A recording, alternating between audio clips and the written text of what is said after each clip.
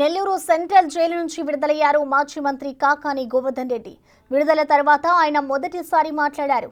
సర్వేపల్లి నియోజకవర్గ ప్రజలే తన ఆస్తి అన్నారు. 2 సార్లు ఎమ్మెల్యే, జడ్పీ చైర్మన్ గా, మంత్రిగా పనిచేస్తున్న తనను జైల్లో పెట్టారని మండిపడ్డారు. తనపై 7 పీటీ వారెంట్స్ వేశారని ఆగ్రహం వ్యక్తం చేశారు. ఇటు ఎన్నికల టైంలో జరిగిన లిక్కర్ కేసులు తిరిగి ఓపెన్ చేసి జైళ్లకు పంపుతున్నారన్నారు. కేసులు, జైళ్లు వారిని ఆపలేవంటూ హితవు పలికారు. ఎక్కడ ఉన్నా పోరాటం ఆగదని తెలిపారాయన.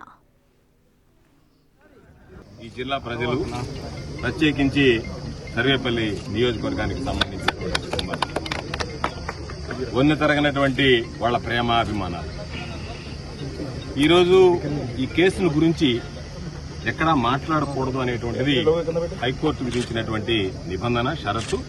కాబట్టి ఆ షరతులకు లోబడి ఈరోజు ఈ హైకోర్టు మంజూరు చేసినటువంటి బెయిల్ విషయంలో నేను ఏది కూడా వ్యాఖ్యానించదలుచుకోలేదు. అయితే బహుశా నెల్లూరు జిల్లాకు సంబంధించి 2 సార్లు శాసనసభ్యుడిగా, ఒకసారి జిల్లా పరిషత్ చైర్మన్ గా, ఒకసారి మంత్రిగా పనిచేసినటువంటి వ్యక్తిని ఇన్ని రోజులు జైల్లో పెట్టడం అనేటువంటిది ఇది ప్రథమంగా జరిగింది. అంటే ఎక్కడ లేనటువంటి సాంప్రదాయాలని ఈరోజు కూటమి ప్రభుత్వం పరిచయం చేస్తుంది.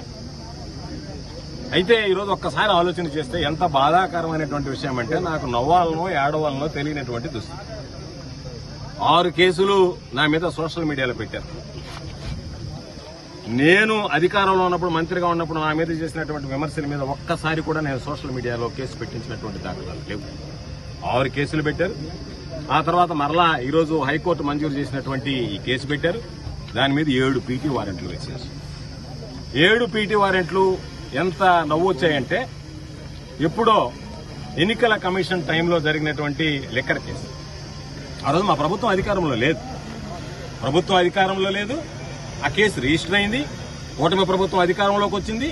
ఆ రోజు కూటమి ప్రభుత్వంలో పనిచేసేటువంటి అధికారులే దాని మీద విచారణ జరిపి ఛార్జ్షీట్ ఫైల్ చేయడం జరిగింది.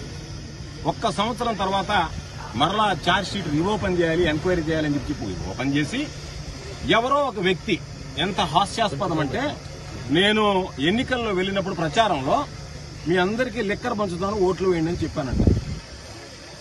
దాని మీద ఒక వ్యక్తి మమ్మల్ని ప్రశ్నించాడంట, సార్ ఓట్లు అడగడం ధర్మమా, లెక్కరిస్తామని. దాని మీద మేము దాడి చేశాం. ఎక్కడ పత్రికల్లో, మీడియాలో ఎక్కడ రాలే. వింత పోకడలు, విపరీతమైనటువంటి ఆలోచనలతో వచ్చేటువంటివి.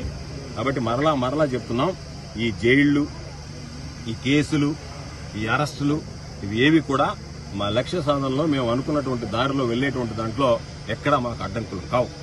తాత్కాలికంగా ఈరోజు ఒక 90 రోజులు, 86 రోజులు జైల్లో ఉన్నామంటే 2 విషయాలు.